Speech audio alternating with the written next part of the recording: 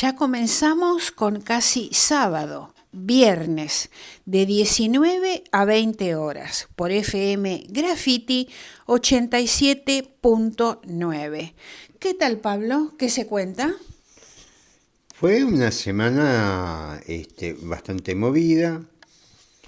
Llamó mucho la atención lo de, y ocupando primeras planas, los incidentes en la Plaza de los Dos Congresos, Sí, tapando lo que pasó dentro del Congreso, y que sí. donde el Senado termina aprobando gran parte de lo que es la ley bases, modificación en hidrocarburos, en leyes laborales, eh, y lógicamente se precisaba una distracción como para que la atención fuera para ese lado.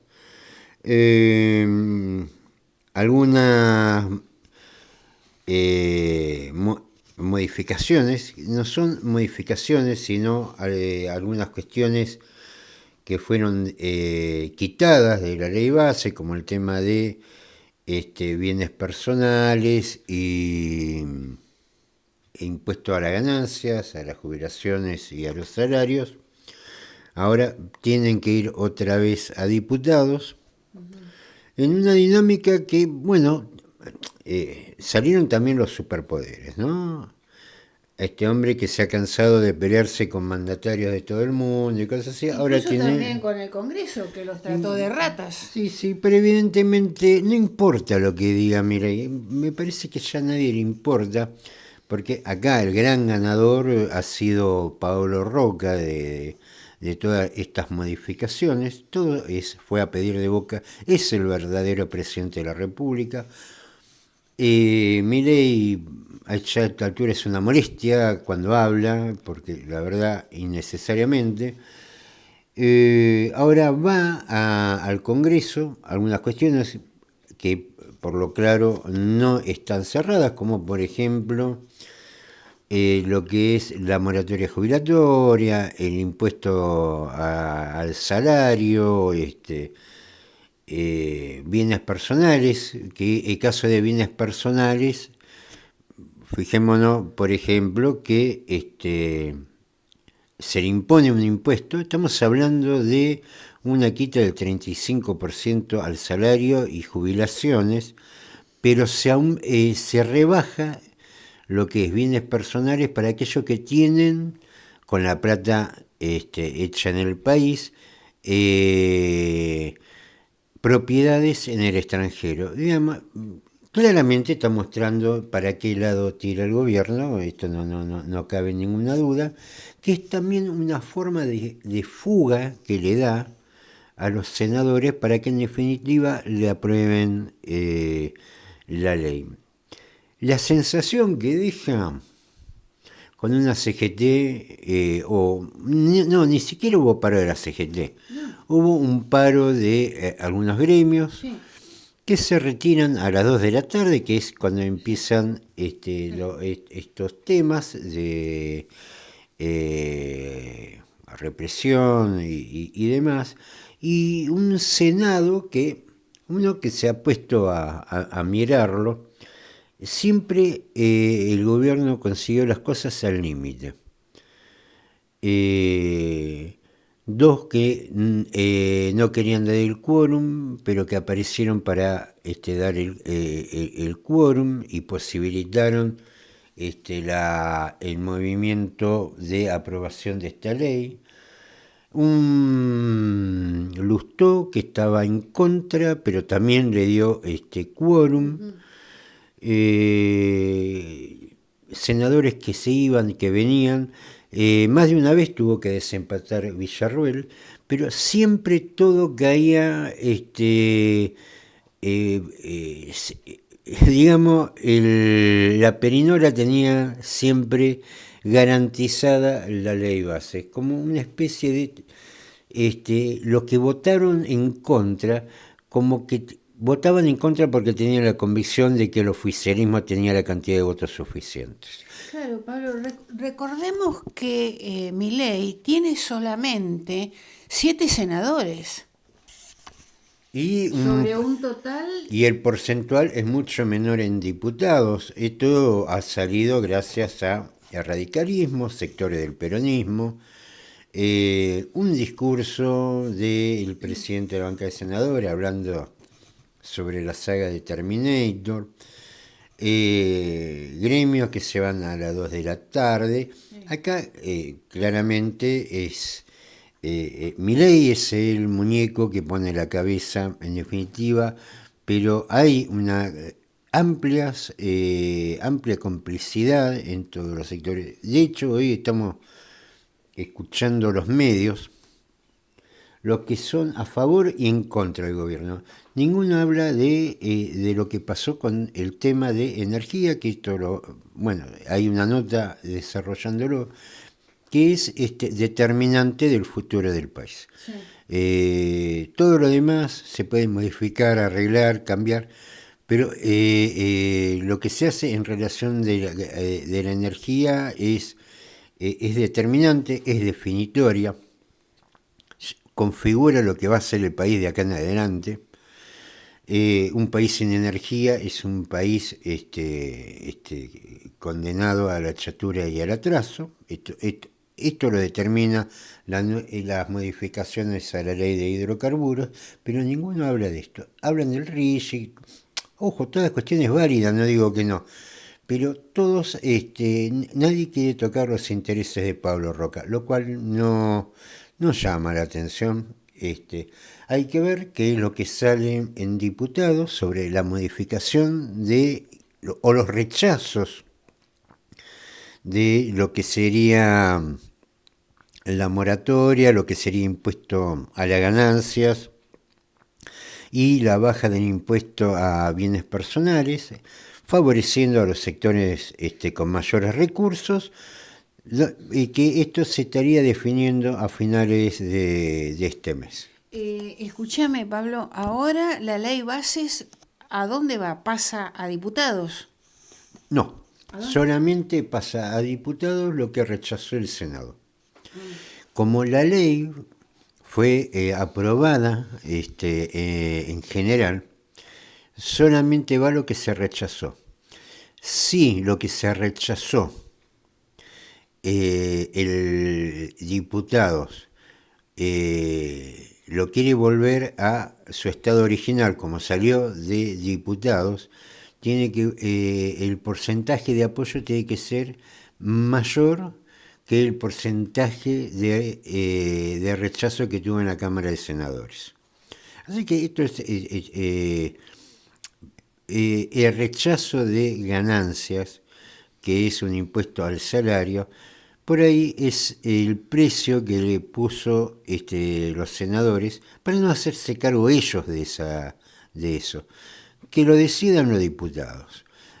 Pero bueno, esto queda por ver. Vamos a ver qué es lo que pasa a fin de junio. Y teniendo en cuenta de que esta ley, habíamos hablado sobre el plan de aumentos que el gobierno tiene con respecto a las facturas. Con la sanción de esta ley, el gobierno ya pierde control de los precios y de las políticas en energía. Eso lo van a manejar los privados a su antojo. Es decir, a su antojo. Si deciden venderle a la Argentina le venden, si deciden no venderle a la Argentina no le venden. Yo supongo que algún criterio va a haber, pero lógicamente todo, digamos, lo que es nuestro va a ser a precio internacional. O sea, lo manejarían los privados extranjeros. Extranjeros y los nacionales, es decir, no lo maneja digamos, al argentino, al trabajador, al jubilado, al empresario, al comerciante, el vivir en un país con o sin petróleo, en este caso es lo mismo, porque es como si no lo tuviera. Los dueños, a partir de esta ley, son empresarios, la mayoría extranjeros. Bueno, vamos a pasar a una nota de Pablo Aceto en el portal Cazador de Noticias. La ley Bases da por terminada la posibilidad de desarrollo nacional. En diálogo con Cazador de Noticias, el dirigente del Partido Socialista Auténtico Mar del Plata Batán, Pablo Aceto, consideró que la sanción de la ley Bases da por terminada la posibilidad de desarrollo nacional porque contiene un capítulo energético que plantea desregular el mercado y priorizar la exportación al autoabastecimiento. Es decir, que prioriza la necesidad de las empresas del sector y apunta a convertir a la Argentina en un país exportador de energía sin contener una regulación mínima que atienda al mercado interno y los precios. Los motores económicos como el campo, la industria, el comercio y la producción quedarán a merced del mercado y sin stock si se prioriza la exportación. También complica al usuario por el abastecimiento del insumo y la desregulación del costo en las facturas. La nueva redacción del artículo señala que el Poder Ejecutivo Nacional no podrá intervenir o fijar los precios de comercialización en el mercado interno para ninguna de las actividades indicadas en el párrafo anterior, en referencia a la extracción, industrialización, transporte y comercialización. El artículo 160 modifica el artículo 31 de la Ley de Hidrocarburos referido a las inversiones que debe hacer la petrolera dentro de la superficie incluida en su concesión. La versión actual dice que debe asegurar la máxima producción de hidrocarburos compatible con la explotación adecuada y económica del yacimiento y la observancia de criterios que garanticen una conveniente conservación de las reservas. Pero el nuevo artículo 31, incluido en la ley Bases, elimina ese fragmento. Lisa y llanamente, los argentinos ya no tenemos recursos energéticos. Los dueños de dichos recursos pasan a ser las empresas privadas extranjeras o nacionales testaferros de las mismas, porque también se habilita en otros artículos de esta extensa ley la figura del testaferro. Ahora somos como Uruguay, no tenemos recursos energéticos y si tenemos que comprar nuestros recursos, que ya no son nuestros, debemos pagarlos a precio internacional, con una salvedad.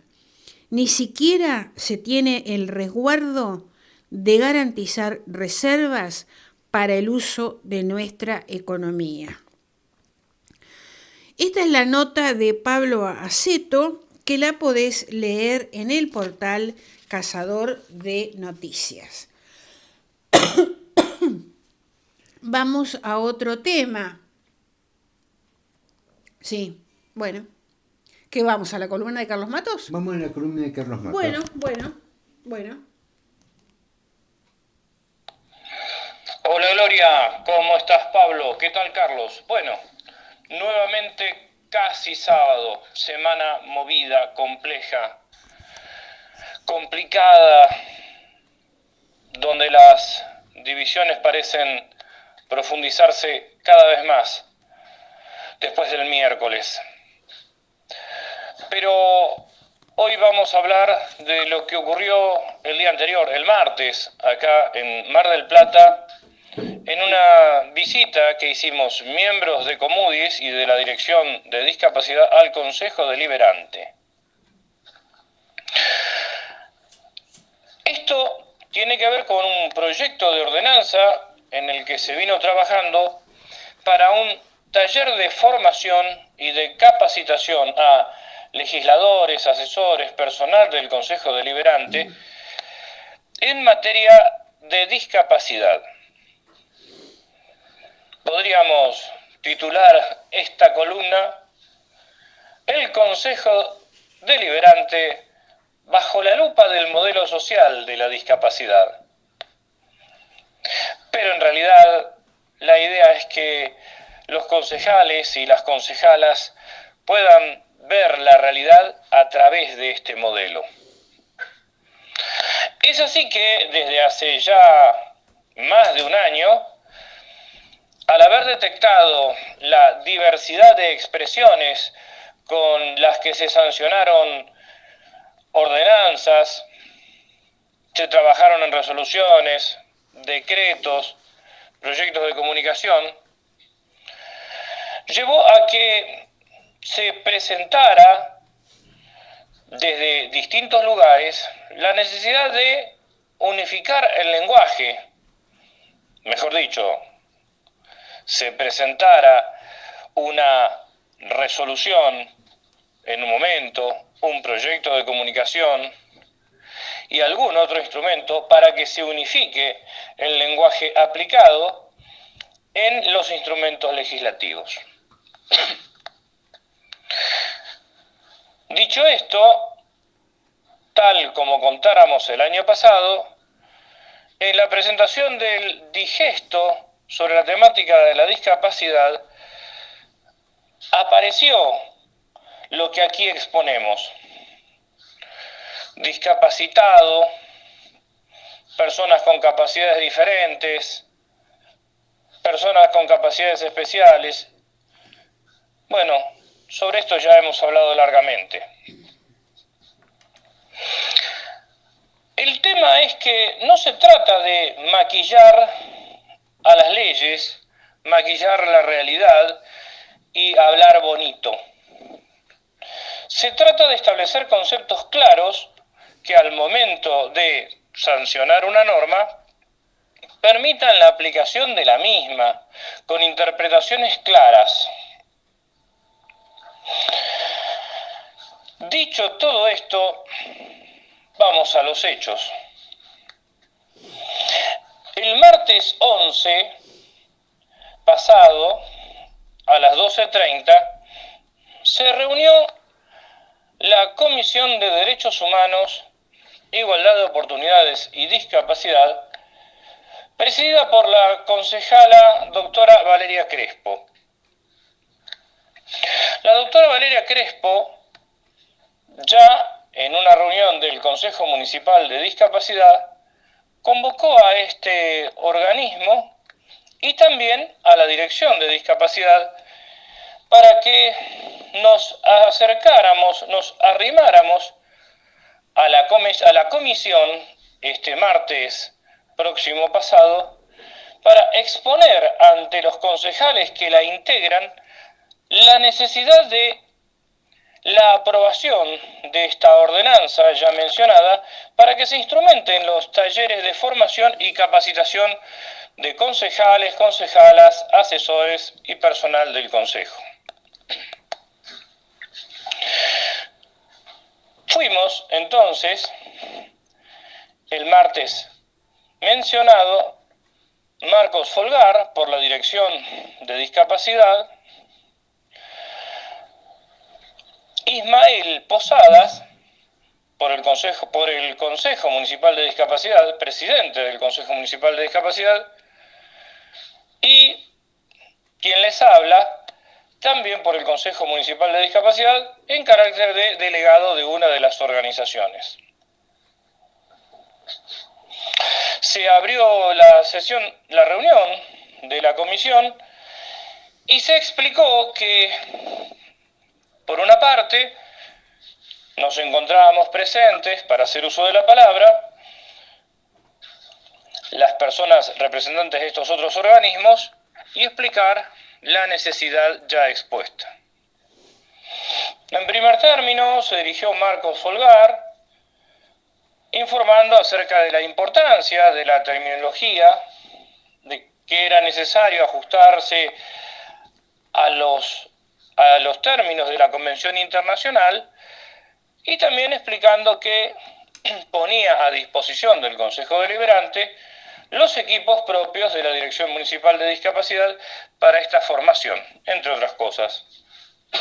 A renglón seguido, me tocó exponer varias de las pautas ya mencionadas al principio de esta columna y en otras columnas más. Se produjo una pausa para pedirle a los señores legisladores que, si querían hacer alguna pregunta, la formularan.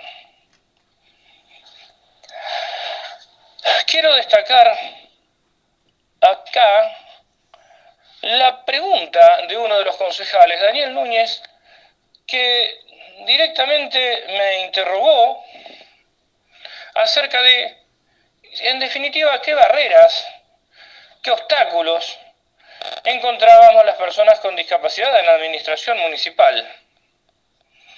Debo confesar que esa pregunta me extrañó, porque no hace falta avanzar sobre datos muy puntuales para advertir que, por ejemplo, en la administración municipal no hay intérpretes de lenguas de señas argentinas, no en todas las oficinas, no hay ni siquiera un equipo estable constituido por 4 o 5 intérpretes que puedan trasladarse o atender las necesidades de la población constituida por personas sordas señantes.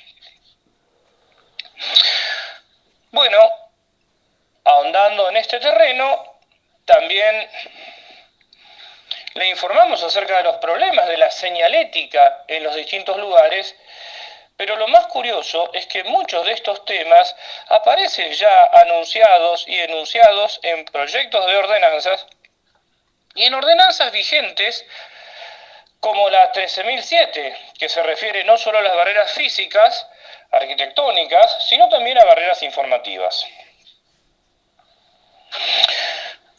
El concejal Núñez dijo, bueno, que era comprensible que por distintas etapas históricas se hablara de capacidades diferentes y que no había mala intención en este sentido.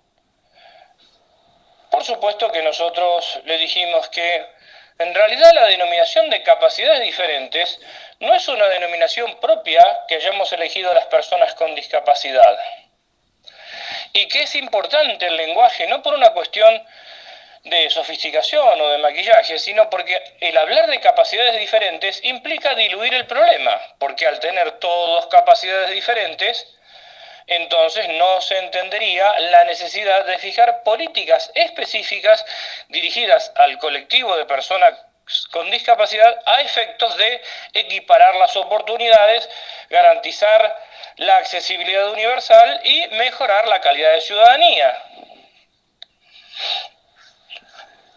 Luego hizo uso de la palabra el presidente del Comudis, Ismael Posadas, ratificando los dichos de Marco Folgar y los míos propios, y ampliando también acerca de la necesidad de esta formación y que el Comudis también aportaría formadores y capacitadores. Luego se expuso que el proyecto de ordenanza debía transformarse no en un decreto, no continuar como proyecto de ordenanza, sino en un decreto, ya que era el instrumento propio para poder aplicar estos talleres,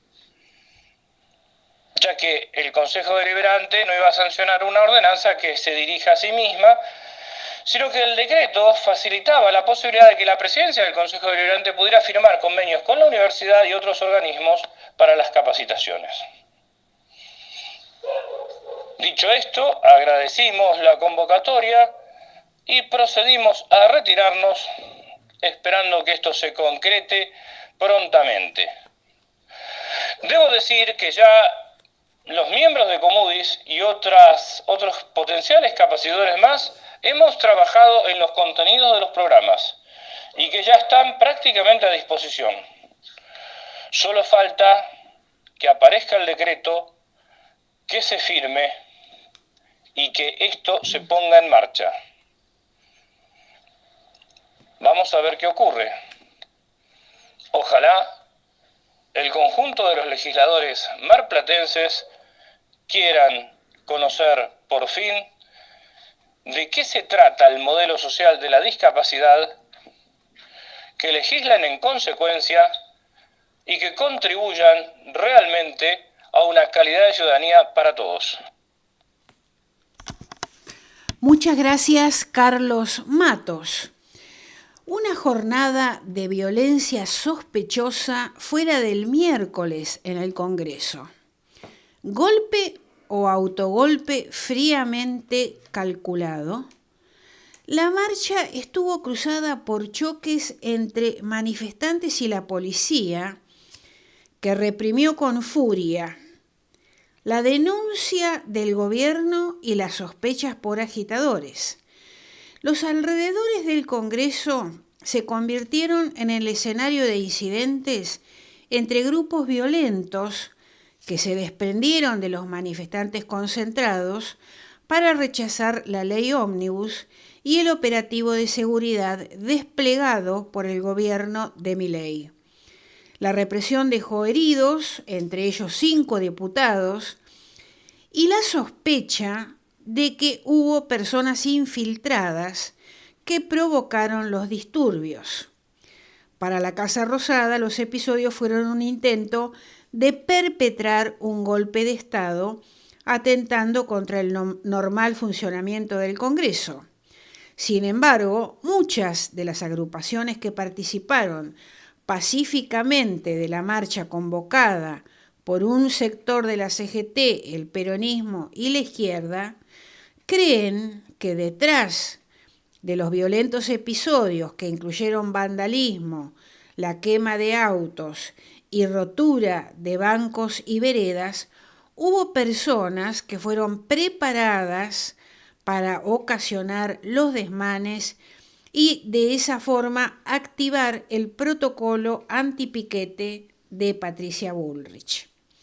El fuego, que consumió varios autos, entre ellos un móvil periodístico, sobre la avenida Hipólito Yrigoyen, a pocos metros del recinto donde el Senado trataba el proyecto del gobierno, fue la imagen que sintetizó ese día miércoles de furia.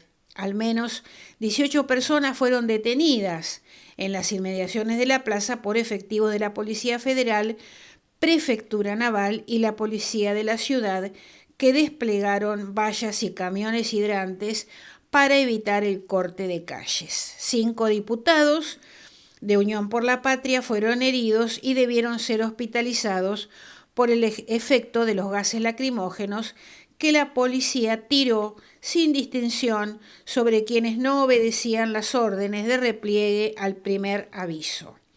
La movilización copó desde temprano Avenida de Mayo y la plaza.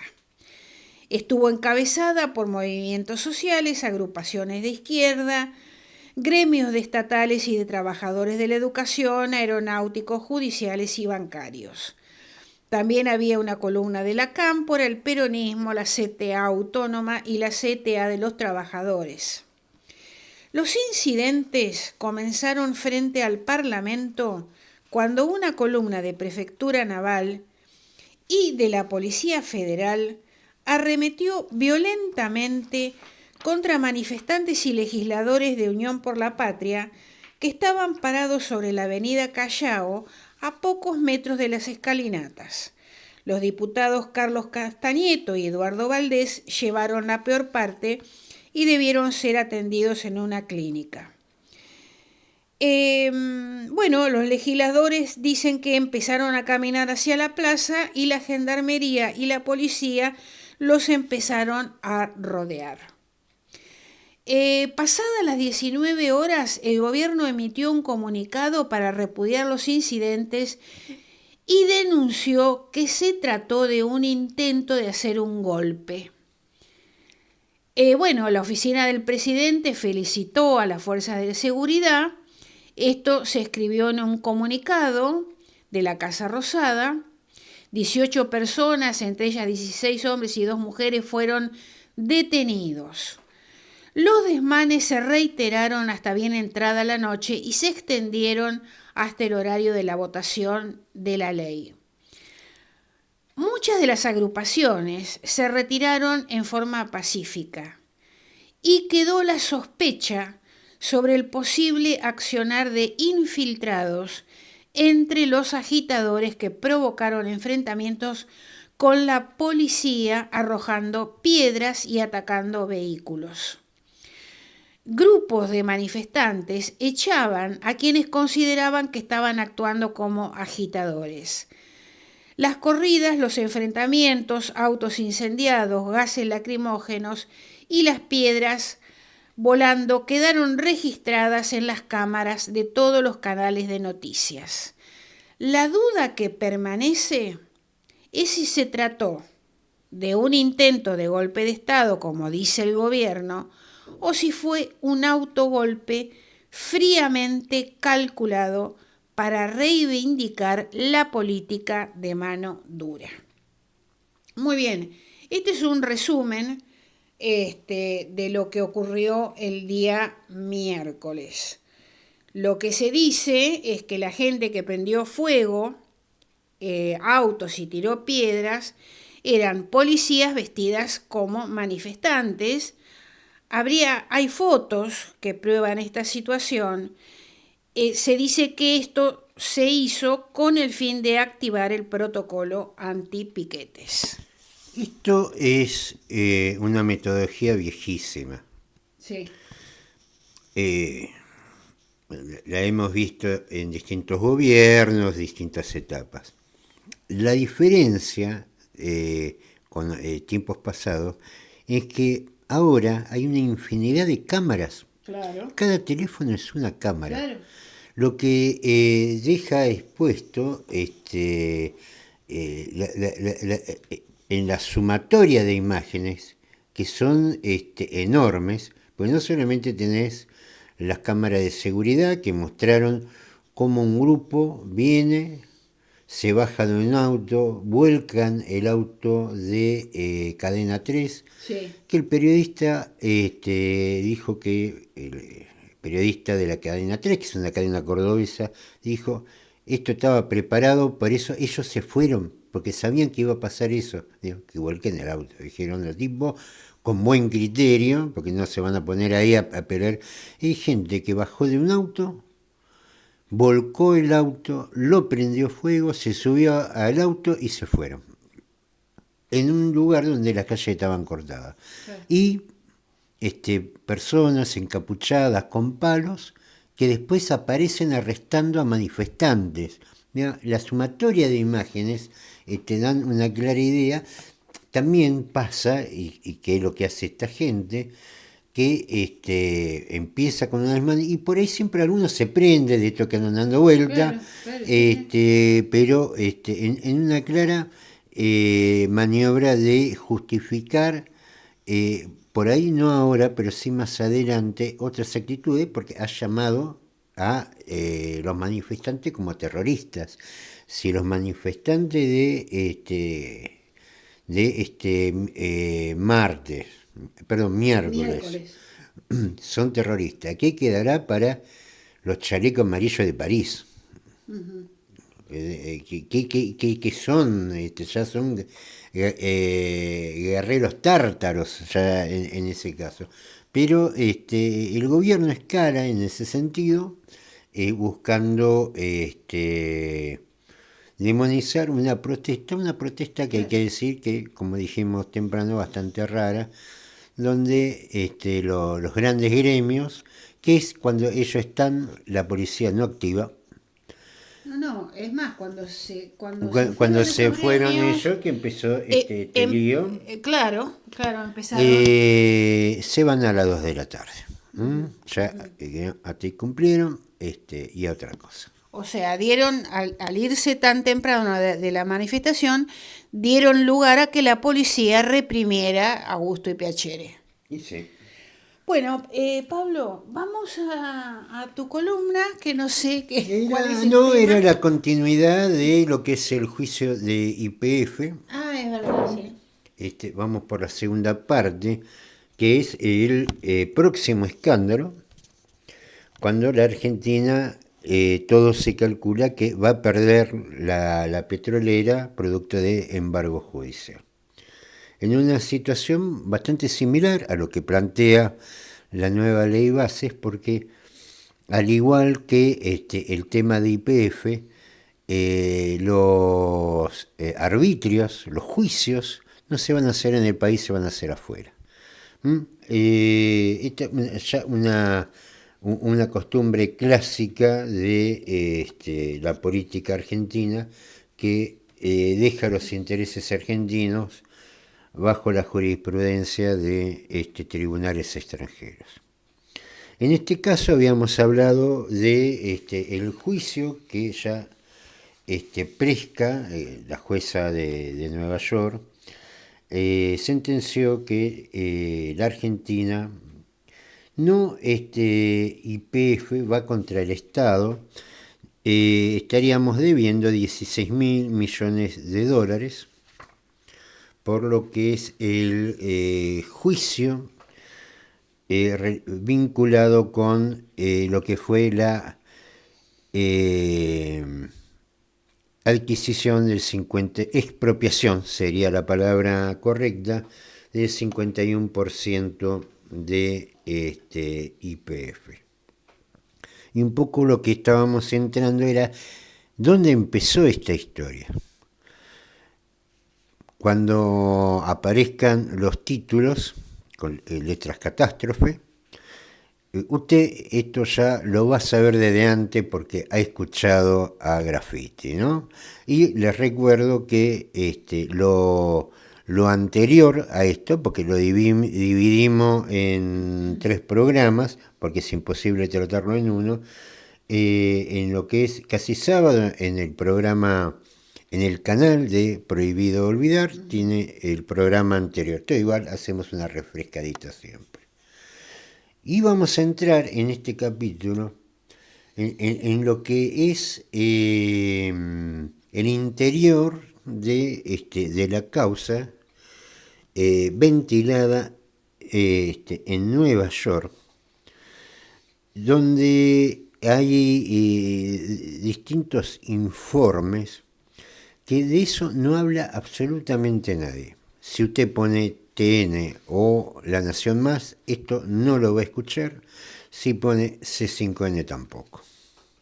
Porque esto pone al desnudo estas complejas tramas donde aparecen todos involucrados. Un poco lo que decíamos con respecto a la ley base, donde todos hicieron un aporte para que la ley base al final funcionara, independientemente del cacareo, de todo hicieron, cumplieron su rol como para que en definitiva la ley salga.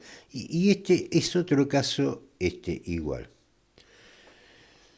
Este documento tiene varias partes. La primera parte destaca que la demandada, estamos hablando de YPF, presenta ante los tribunales de Nueva York por parte de la empresa del grupo Petersen, a través del fondo Bulford, al que vendió la quiebra en España, y es el último eslabón de una cadena de presuntos fraudes del grupo Petersen a la compañía y al Estado argentino, que comienza en el 2008 con la complicidad del gobierno de Néstor y de Cristina Kirchner, y también hace mención para el poco interés, o mejor dicho, tirar al bombo el juicio por parte del gobierno de Mauricio Macri.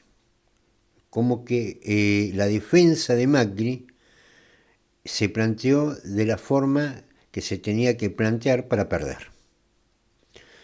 Esto lo hacen porque como es una sociedad anónima que está en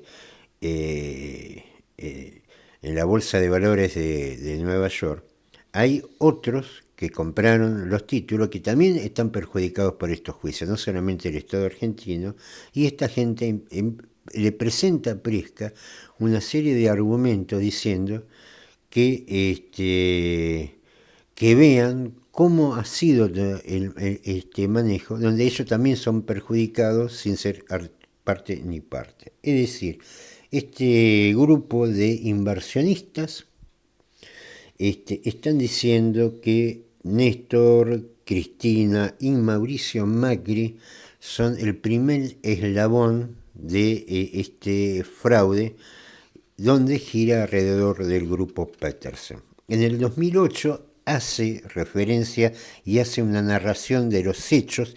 Esta es la parte que se pone linda del informe. En el 2008 se produjo el ingreso de la empresa Petersen Energy S.A.U. a YPF mediante una inusual y sospechosa operación de compraventa accionario, carente de fundamentación económica y jurídica. La empresa adquirió inicialmente el 15% de las acciones de YPF de parte de Repsol y este grupo fue obligado por el gobierno de Néstor Kirchner a prestarle los dólares al grupo Petersen para comprarlos. Estamos hablando de 2008, muy lejos todavía del juicio que se define ahora. Por ahí, el que nos escucha no está muy al tanto de cómo funcionan estas cosas. Yo les voy a dar un simple ejemplo. Usted quiere entrar a una empresa como socio, todo lo van a recibir con los brazos abiertos, lógicamente va a tener que ir con la plata. Digamos, no estoy diciendo nada complicado. Usted quiere ser socio, por ejemplo, de Graffiti, va a tener que ir a verla a Claudia. Claro. Y algunas rifas le va a vender, Claudia. ¿Se entiende como lo chico, lo grande? Todo fue. Si usted quiere ser parte de una verdulería, va a tener que poner plata para, obviamente, o por lo menos pagar la luz, qué sé yo.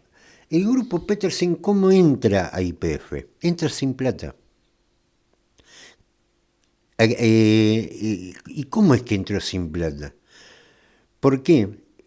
Lo que dice este informe, y fue lo que se denunció, estamos hablando en el 2008, había todo un movimiento, en ese momento estaba Pino Solanas, otros más, Mario Cafiero, recuerdo, Alcira Argumedo y otros, pidiendo la reestatización de YPF.